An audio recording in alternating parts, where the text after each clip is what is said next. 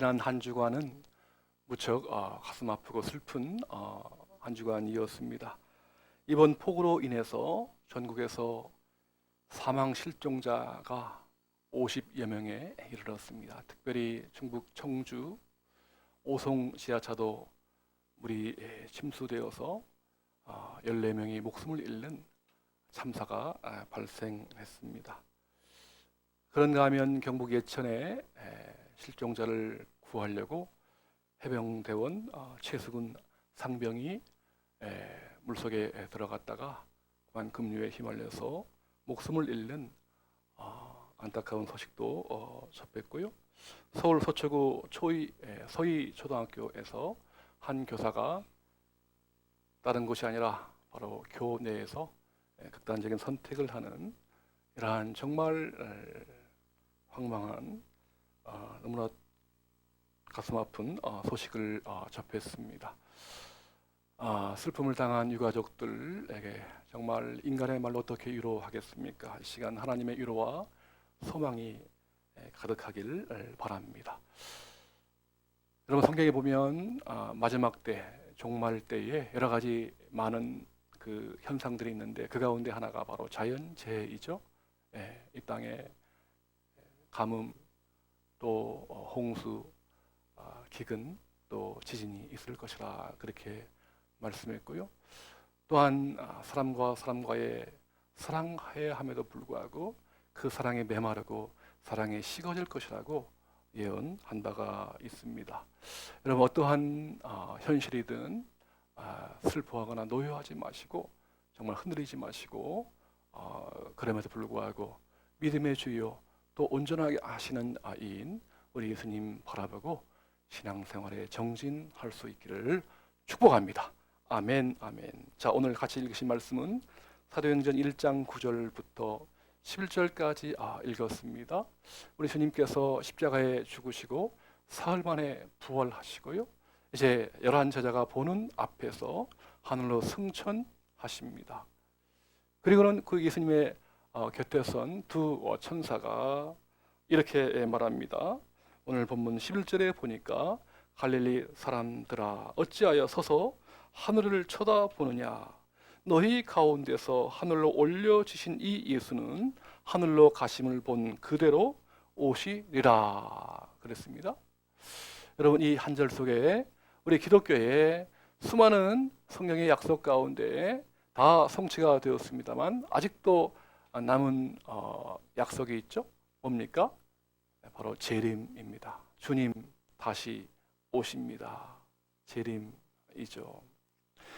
자, 오늘 이 재림에 대한, 주님 다시 오심에 대한 여러 가지 그 현상과 특징이 있는데요. 크게 세 가지로 압축해 본다면 첫 번째는 주님 다시 오십니다. 아멘이시죠?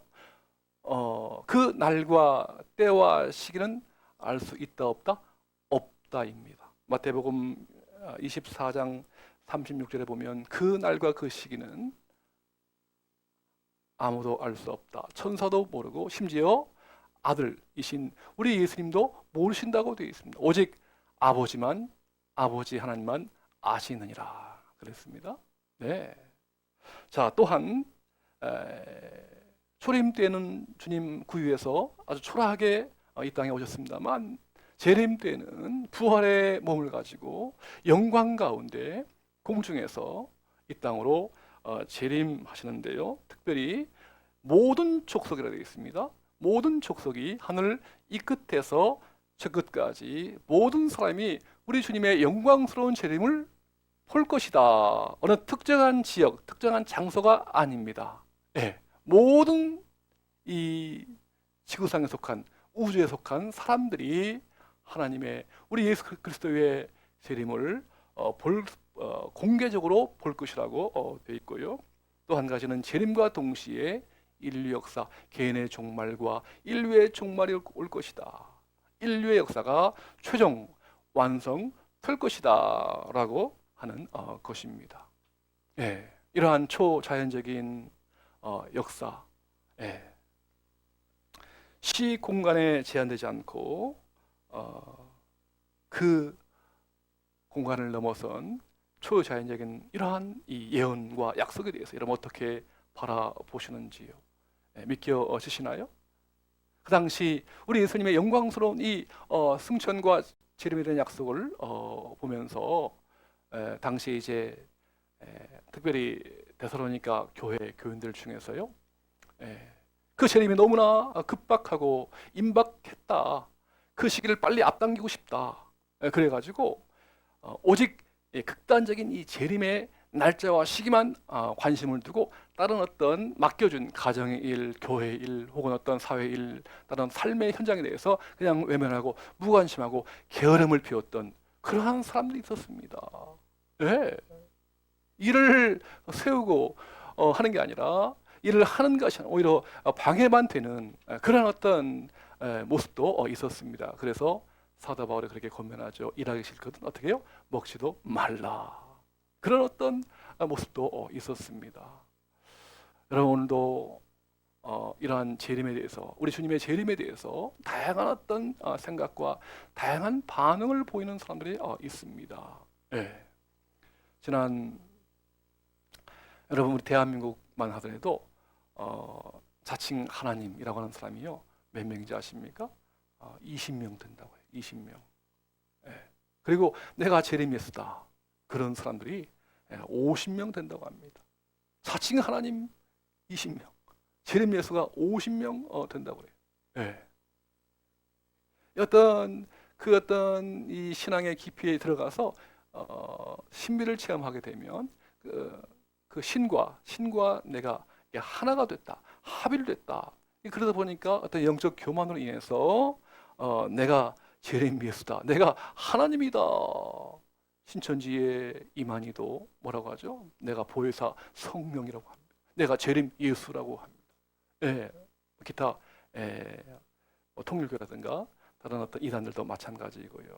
네, 여러분 그런가 하면 오늘 분명히 주님은 그 재림의 날과 때는 알 수 없다고 했습니다. 오직 아버지 하나님만 아신다고 했어요. 그런데 언제입니까? 예? 역사 가운데 여러 많은 사람들이요 재림에 대한 날짜를 못 박았다가 크게 실패한 경우가 여러 번 있었습니다. 지난 1992년도 10월 28일 여러분 기억나십니까? 대한민국을 들썩하게 흔들어 놓았던 사건이 있었죠.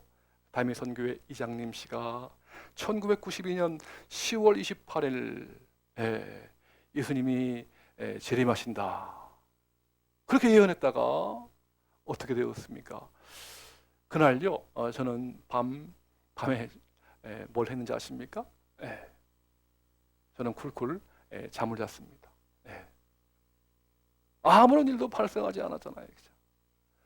이게 참 이 넌센스, 참 어리석은 것이 우리에게는 여러분 10월 28일 밤 12시이지만 다른 미국에서는 시차가 훨씬 늦죠. 그죠? 12시간 뭐 14시간 차이가 나는데 한국 시간이 아니죠. 뭐 이러한 예언했다가 사기죄로 고소를 당해서 감옥에 가는 이러한 어처구니 없는 일도 발생을 했고요. 여러분 그런가 하면 성경은 분명히 창조였던 시작이 있으면 이 재림의 끝이 있다. 시작과 끝이 있다. 이 기독교 역사는 처음이요 나중, 또 이 헬라 원어에 보면 첫 글자가 뭐죠? 알파입니다. 마지막 글자가 오메가입니다. 알파요 오메가가 있다. 그래서 역사의 시작이 있으면 끝이 있다라고 이 리니어 히스토리, 이 선적인 역사관, 좀 더 다른 말로 이 나선형의 역사관을 우리가 강조합니다만 다른 어떤 세상에서는 어떻습니까? 이 진보적인 역사관을 주장합니다. 역사라고 하는 것은 인간의 어떤 탁월한 이성과 과학의 힘을 의지해서 끊임없이 발전한다. 끊임없이 진보한다. 그래서 마침내 유토피아라고 하는 이 지상 낙원의 어떤 세계가 올 것이다 라고 주장합니다. 여러분 과연 그렇습니까? 또 불교에서는 역사란 돌고 도는 윤회적인 사관을 얘기하고 있고요.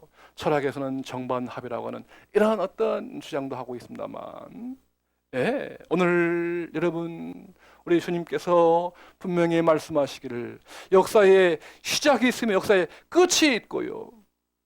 또한 처음과 나중이 있으며 알파와 오메가가 있으며 바로 그날에 우리 예수님께서 재림하여서 이 땅에 다시 오심으로 영광 가운데 다시 오심으로 말미암아 그 영광의 주님을 뜨겁게 맞이할 그날이 올 것이라고 그 약속을 그 예언을 마음속에 굳게 믿고 신앙생활을 할 것을 주님께서 당부하고 계십니다. 그래서 참으로 역사에 정말 우리 주님의 재림의 날 오면 정말 이 땅에서 볼 수 없는 우리 하나님의 영광의 그 나라에서 영원토록 영광스러운 그러한 삶을 살아가기를 온 인류가 그렇게 되기를 주님은 간절히 원하십니다. 오늘 이것이 저와 여러분을 향하신 아버지 하나님의 마음이십니다.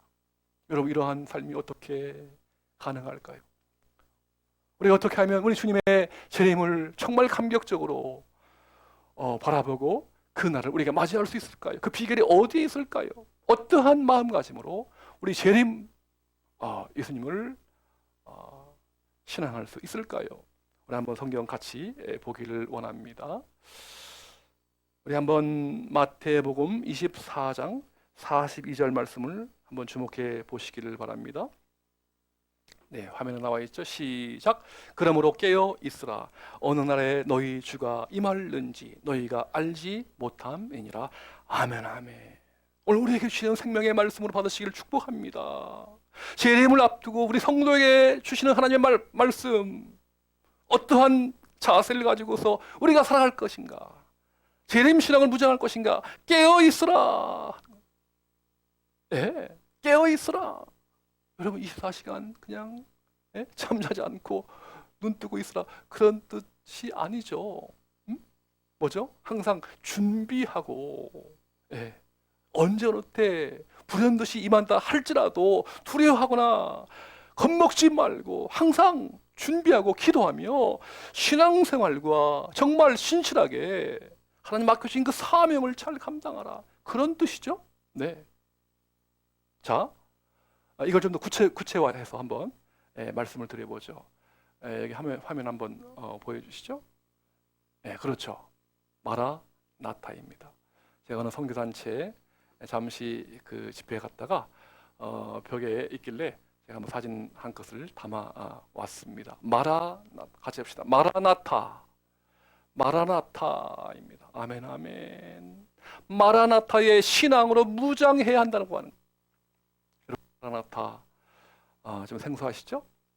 이 뜻이 뭐냐? 요한계시록 22장 20절 말씀에 잘 기록되어 있습니다. 요한계시록 22장 20절 시작. 이것들을 증언하신 이가 이르시되 내가 진실로 다시요. 네. 요한계시록 22장 20절 말씀 시작. 이것들을 증언하신 이가 이르시되 내가 진실로 속히 오리라 하시거늘 아멘. 주 예수여 어서 오시옵소서. 아멘 아멘. 여러분 이 마라나타, 여기 아멘 주 예수여 오시옵소서 이 뜻이거든요. 이게 원래 아람어인데 이제 헬라어로 이렇게 음역을 해가지고 주님 다시 오십니다, 주님 어서 오시옵소서라고 하는 뜻입니다. 마라나타. 여러분 초대교회 그 성도들은요 늘 만날 때마다 인사법이요 마라나타입니다. 우리가 보통 알기로 이 구약에는 있었던 이 샬롬이죠. 아랍어에서는 샬렘이라고 하는데 늘 안녕하세요 그런 뜻이죠.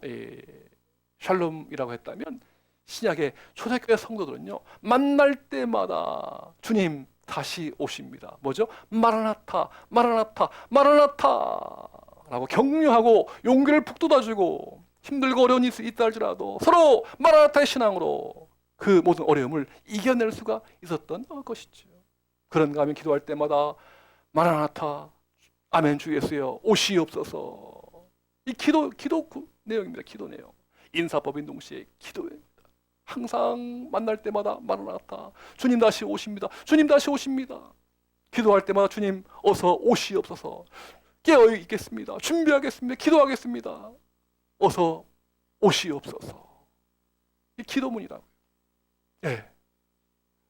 자, 이 마라나타의 신앙으로 우리가 늘 깨어있는 삶을 살아야 되는데요. 우리 예수님께서 마태복음 25장에 보면 열처녀 비유를 통해서 쉽게 우리가 살아갈 마음가짐을 말씀했습니다. 거기 보면 결혼식을 앞두고요.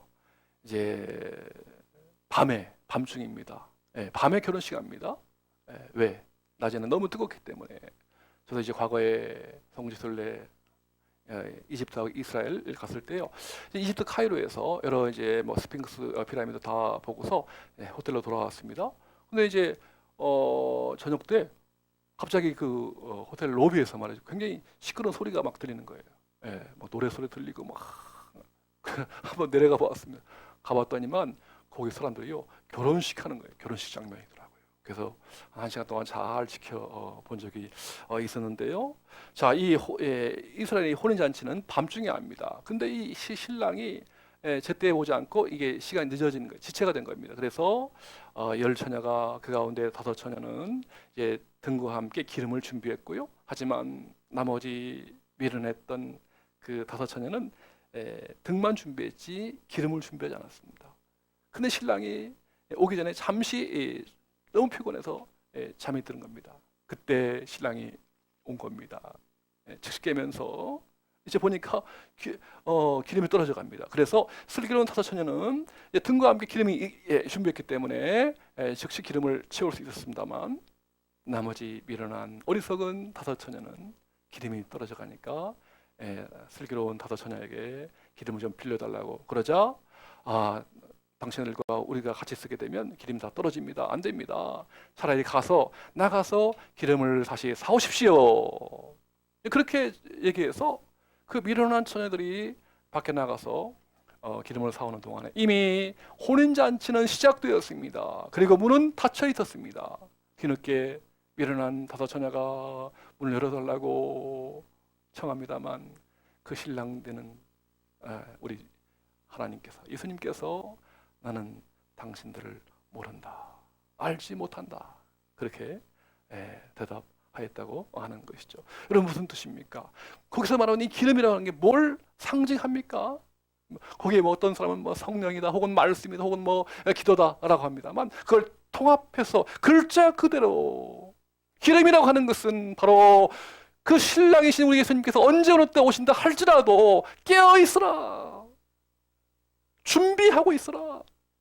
평소에 일상에서 신앙생활을 또한 하나님 맡겨주신 그 사명을 감당하라, 그런 뜻이죠.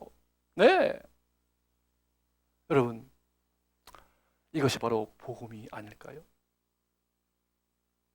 여러분, 우리 주님께서 이 땅에 다시 오신다고 하는 이 약속이 없다면요, 재림에 대한 이 약속이 없다면 얼마나 우리가 비참한 생활을 하겠습니까? 물론 우리가 예수 믿고 구원받았습니다만 이 땅은 아직 하나님 나라의 완성이 아니기 때문에 사탄이 관영해서, 사탄이 역사함으로 말미암아 이 땅의 죄악으로 물들여짐으로 말미암아 여전히요, 우리가 아시는 것, 우리가 경험하시는 것처럼 가난이 있고요, 질병이 있고, 눈물이 있고, 상처가 있고, 맺힌 것이 있고요, 또한 슬픔이 있는 것이죠.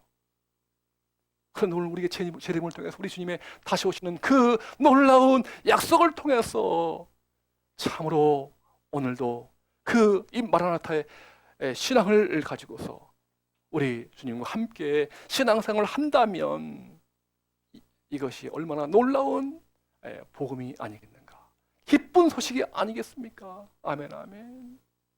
여러분, 사도 바울도요, 그가 예수 믿기 전에 참 율법을 가지고서 믿는 사람들을 핍박했습니다만 다메섹 가는 길에서 3일 동안 그가 꼬꾸라져서 눈이 감긴 채요. 그 3일 동안 체험한 게 있습니다. 뭐죠? 삼층천입니다. 1층천은 우리가 살아가고 있는 이 대기권을 말하고, 2층천은 그 너머의 우주의 세계를 말하고, 3층천이 뭡니까? 하나님이 계신 천상의 세계, 하늘나라, 천국을 사도 바울이 체험한 거예요. 예, 이 황홀하고 신비로운 체험을 해서 너무 황홀하고 감격해서 그는 고린도후서에 보면 12장에 보면 1인칭이라고요. 그 체험을 고백하는데 1인칭으로 표현하지 않고 3인칭, 그가 체험했다. 그렇게 표현합니다. 네. 그러면서 하는 말씀이 내가 차라리 내 몸이 이 땅을 떠나서 하나님 품에 안기기를 원한다. 무슨 뜻입니까? 할 수만 있으면 나는 이 땅에서의 삶을 정리하고 하루빨리 그 천국의 세계, 그 영광의 세계에 들어가고 싶다. 얼마나 좋았으면 여러분. 예. 이 땅에 남아있는 그의 사명이 있다면 다른 것이 아니라 참으로 영혼을 구원해서 하나님 나라 품에 안기는 그러한 이 복음 전포의 사명 아니고서는 다른 이 땅에서 살아갈 이유가 없다. 그렇게 고백하죠. 네. 여러분, 저도 지난 옛날에 학생 시절에요. 대학생 시절에 이제 CCC라고 한국 대학생 선교회 거기서 이제 신앙생활도 열심히 그 서클에서 학교 다니면서 했는데 이제 참 그 가운데 기억나는 것이요. 제가 연극반에 잠시 몸담았습니다. 연극반. 그래서 그 연극을 공연했는데요. 그래서 이제 심천 그 미르남 섬에 전국 그 우리 회원들 한 2천 명 이상 다 모였는데 그 자리에서 휴거라고 하는 연극을 공연했습니다. 휴거가 무엇이죠? 우리 주님 구름 타시고 영광 가운데 이 땅에 재림하실 때 우리 역시도 들림 받아서 공중에서 영광 가운데 우리 주님을 맞이하는 것을 가리켜서 휴거라고 하죠. 그때 저는 이제 사탄의 역할을 맡았는데 어쨌든 그러한 이제 그 연극을 잘 했는데 그 연극을 통해서 그 휴거라고 하는 연극을 통해서 다시 한번 그 재림의 그 영광, 재림의 축복을 바라보면서 크게 은혜 받고 도전 받았던 그러한 기억이 있습니다. 여러분, 재림을 앞두고 주님 다시 오시는데요. 여러분, 크고 멀리 거창한 것을 바라보지 마시고요. 오늘 하나님이 일하시는 장소가 어디입니까? 일상입니다. 오늘 여기에서 지금 나에게 주어진 일상에서의 삶을 소중히 하시고 맡겨진 일에 여러분 충성을 다하십시오. 류호준 교수님이라고 과거에 백석신학대학원 이제 교수였었는데요. 지금은 다 은퇴했습니다만 그분이 쓴 구약학 교수입니다만 뭐 구약학에 관한 여러 가지 책도 많이 썼습니다만 그분이 또 특이하게 일상에 대한 책들도 여러 권 썼습니다. 그 중에 시시한 일상이 우리를 구한다. 그런 책이 있습니다. 시시한 일상이 우리를 구한다.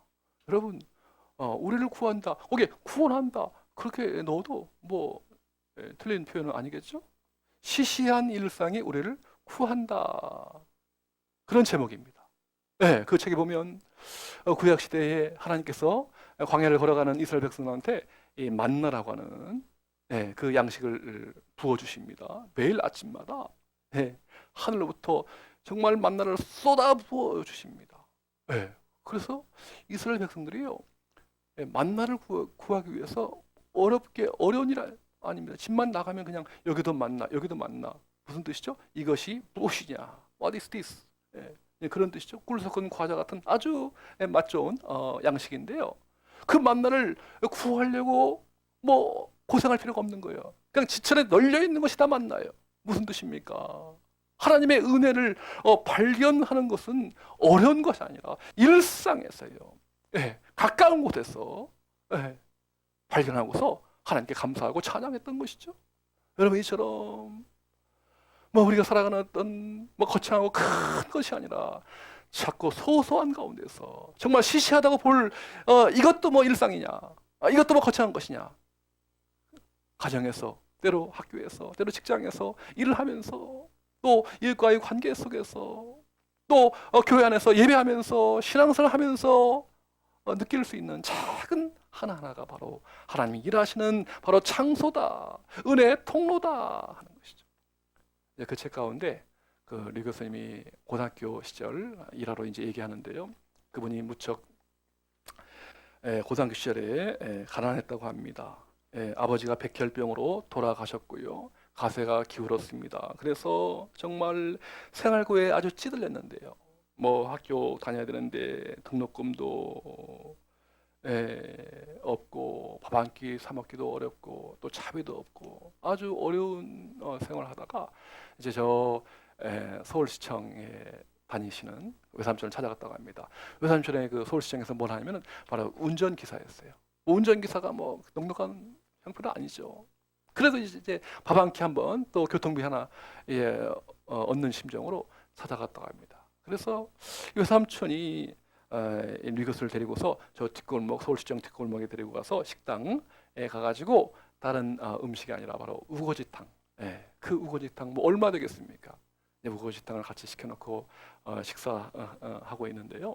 잠시 자리를 비우고서 나갔다가 들어오는데 이 외삼촌이 동료 운전기사들에게서 이제 돈을 빌려다가 봉투에 담아가지고 리거스 식탁 앞에 딱 놓고서 이게 얼마 안 되지만 이제 학비에 보태에 쓰라고 그렇게 이제 줬다고 하는 거죠. 정말 그 순간에요. 이 리거스는 어린 마음이지만 거기에서 이 신성한 이 사랑의 흔적을 느꼈노라고 그렇게 고백하는 겁니다. 그 아무것도 아닌 것 같지만 얼마 안 되는 것 같지만 그 사랑의 어떤 그 성금을 통해서 그 돈을 통해서 하나님의 그 사랑의 흔적을 경험했노라.